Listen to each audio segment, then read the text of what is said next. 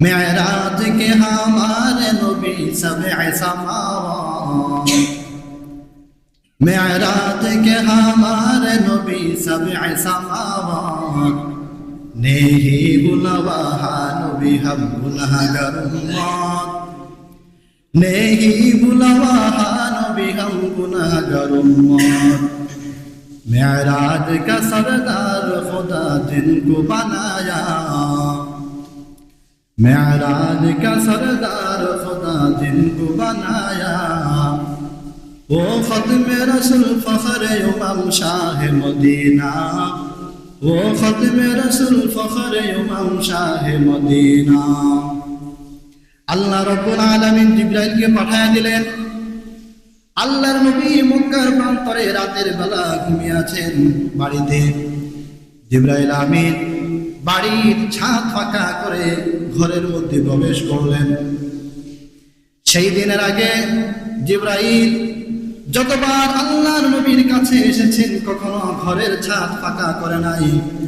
জিবরাইল আমিন মানুষের সুরতে ঘরের দরজা দিয়ে প্রবেশ করতেন, কিন্তু সেই দিন জিবরাইল আমিন ঘরের ছাদ ফাঁকা করে ঘরের মধ্যে যখন ঢুকলেন, হাদিসের ব্যাখ্যায় মুহাদ্দিসিনরা লেখেন জিবরাইল আমিন আল্লাহর নবীকে জানায়া দিচ্ছেন, ইয়া রাসূলুল্লাহ ইয়া হাবিবাল্লাহ, ওগো আল্লাহর নবী, ওগো বিশ্ব নবী গো, আপনি অবাক হবেন না যে ঘরের ছাদ কেন ফাঁকা করা হলো। এখন তো ঘরের ছাদ ফাঁকা করা হলো, আর কিছুক্ষণ পর 7 তবক আসমানের দরজা আপনার জন্য ফাঁকা করা হবে। সুবহানাল্লাহ। জিবরাইল আমিন আল্লাহর নবীকে ঘর থেকে নিয়ে গেলেন। হাতিমে কাবার পাশে গিয়ে জিবরাইল আমিন আল্লাহর নবীকে শোয়াইয়া দিলেন। এরপরে জিবরাইল আমিন আরো কয়েকজন ফেরেশতা নিয়ে আসলেন। জিবরাইল আমিন আল্লাহর নবীর বুক এইভাবে ছিঁড়ে ফাঁকা করলেন, বক্ষ বিদারণ করলেন। আল্লাহর নবীর হৃদচিহ্ন কলব বের করে জিবরাইল আমিন সমসম পানির মধ্যে ভালো করে ধুইলেন। ধুয়ে আবার কলবটা ভিতরে রেখে দিলেন, রেখে আবার উপর দিয়ে সেলাই করে দিলেন। এরপরে জিবরাইল আমিন সাদা ধবধবে একটা বোরাক বাহন নিয়ে আসলেন। সুবহানাল্লাহ। বোরাকটা কেমন ছিল? আল্লাহর নবী বলেন, গাধা থেকে একটু বড়, খচ্চর থেকে একটু ছোট ছিল। বোরাকের গতি কেমন ছিল? আল্লাহর নবী বলেন, বোরাকের চোখের পলক যেখানে পড়তো সেখানে বোরাকের পা গিয়ে পড়তো। সুবহানাল্লাহ। নবীর সামনে বোরাক নিয়ে আসা হলো। বিশ্ব নবী বোরাকে উঠবেন, বোরাক লাফালাফি শুরু করলো। জিবরাইল ডাক দিয়া বললেন, হে বোরাক, এই পৃথিবীর জমিনে ইতিপূর্বে তোমার পিঠে কোনো দামি মানুষ আরোহণ করে নাই, আর এখন তিনি আরোহণ করবেন, তারপরে আর পৃথিবীর কোনো দামি মানুষ তোমার পিঠে আরোহণ করবে না। হে বোরাক, তুমি কি জানো তোমার সামনে কে দাঁড়িয়ে আছে? দো জাহানের নবী, নবী মুহাম্মদুর রাসূলুল্লাহ সাল্লাল্লাহু আলাইহি ওয়াসাল্লাম তোমার সামনে দাঁড়িয়ে আছে। সুবহানাল্লাহ। আল্লাহর নবী বোরাকের মধ্যে উঠলেন। উঠার পরে বোরাক আল্লাহর নবীকে নিয়ে উড়ান দিলেন। কিছু দূর যাওয়ার পর জিবরাইল আমিন বলেন, ইনজিল ফাসাল্লি, হে আল্লাহর নবী, এখানে আপনি নামুন, 2 রাকাত নামাজ পড়ুন। নবী বলেন, ফাসাল্লাইতু, আমি 2 রাকাত নামাজ পড়লাম। জিবরাইলকে জিজ্ঞেস করলাম, জিবরাইল এটা কোন জায়গা? জিবরাইল আমিন বলে, ইয়া রাসূলুল্লাহ ইয়া হাবিবাল্লাহ, এটা সে জায়গা যে জায়গায় আপনি কিছুদিন পরে হিজরত করবেন। এটা তো সে জায়গা, এই জায়গার নাম হচ্ছে মদিনাতুল মুনাওয়ারা। সুবহানাল্লাহ। এরপরে নবীজি আবার বোরাকের পিঠে উঠলেন। বোরাক আল্লাহর নবীকে নিয়ে চলে যাচ্ছেন। যাইতে যাইতে দূর পাহাড়ের কাছে গেলেন। হাদিসের মধ্যে এসেছে আল্লাহর নবীকে জিবরাইল বলেন, ইনজিল ফাসাল্লি, বোরাক থেকে নামেন, 2 রাকাত নামাজ পড়ে। আল্লাহর নবী বলেন, ফাসাল্লাইতু, 2 রাকাত নামাজ পড়লাম। জিজ্ঞেস করলাম, জিবরাইল এটা কোন জায়গা? জিবরাইল আমিন বলে, হাযা বিতুর সিনা, এটা তো হচ্ছে তুর পাহাড়। সুবহানাল্লাহ। নবী বলেন আবার বোরাকে উঠলাম। বোরাকে উঠার পর জিবরাইল আমিন আবার আমাকে নিয়ে রওনা হলেন। একটু দূর যাওয়ার পর জিবরাইল বলে, ইনজিল ফাসাল্লি, এখানে নামুন, 2 রাকাত নামাজ পড়ুন। নবী বলেন, ফাসাল্লাইতু, 2 রাকাত নামাজ পড়লাম। হে জিবরাইল, এটা কোন জায়গা যেখানে 2 রাকাত নামাজ পড়লাম?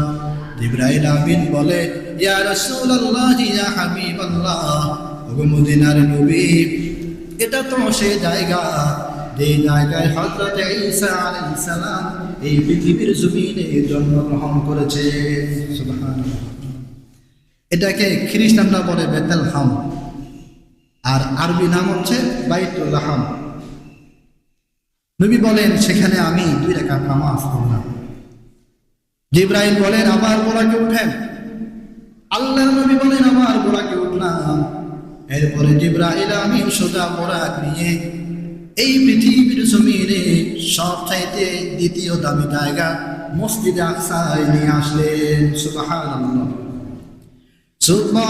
সুবহানাল্লাযী আসরা বিআবদিহি লাইলাম মিনাল মাসজিদিল হারামি ইলাল মাসজিদিল আকসা আল্লাযী বারাকনা হাওলাহু লিনুরিয়াহু মিন আয়াতিনা। একটু পরে আমরা তাফসীর করব। আল্লাহর নবী বলেন, মসজিদ আকসা যখন আমি আসলাম, মসজিদ আকসায় ঢুকে দেখি এই পৃথিবীর জমিনে আদম নবী থেকে নিয়ে আমি পর্যন্ত 1,24,000 পয়গম্বর মসজিদে আকসায় আমার জন্য অপেক্ষা করতেছে। সুবহানাল্লাহ। আল্লাহর নবী বলেন, মসজিদে আকসায় প্রবেশ করলাম। প্রবেশ করার পর জিবরাইল আমিন আমাকে বলেন, ইয়া রাসূলুল্লাহ, ইয়া হাবিবাল্লাহ, সামনে যান, নামাজের কাতারে আপনি মিম্বারে দাঁড়িয়ে যান। হে আল্লাহর নবী, ওগো বিশ্ব নবীজি, আপনি যে রহমাতুল লিল আলামিন, সকল নবীদের সর্বশ্রেষ্ঠ নবী, এটা আজকে প্রমাণ হয়ে যাবে।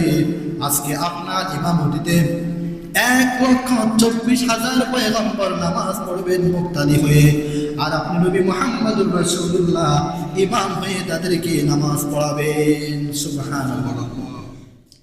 নবীজি তাদেরকে নামাজ পড়ালেন। নামাজের পর নবীদের সাথে আল্লাহর নবী দেখা সাক্ষাৎ করলেন। এবার আমরা একটু তাফসীরে আসি। মহান রব্বুল আলামিন বলছেন, সুবহানাল্লাযী আসরা। সুবহান বাংলা অর্থ হচ্ছে পুত পবিত্র সেই আল্লাহ, সেই সত্তা। আসরা বিআবদিহি, যিনি তার বান্দাকে ভ্রমণ করিয়েছেন। বলেন তো অর্থটা কি? ভ্রমণ করিয়েছেন। এর থেকে বোঝা গেল আল্লাহর নবী নিজ শক্তিতে করতে পারে নাই, আল্লাহ পাক নিয়েছেন। সুবহানাল্লাহ। কোথ থেকে? কোন সময়? লাইলা। কেন লাইল আরবি গ্রামার অনুযায়ী লাইলের শুরুতে আলিফ এবং লাম নেই, যার কারণে অর্থ হবে খুব সামান্য সময়, পুরো রাত না, রাতের সামান্য অংশ। কোথেকে কোন জায়গা? মিনাল মসজিদুল হারামি ইলাল মসজিদুল আকসা, মসজিদে হারাম থেকে মসজিদে আকসা পর্যন্ত। এটা হচ্ছে অনুবাদ। সুবহান, আল্লাহ পাক শুরু করলেন সুবহানাল্লাযী।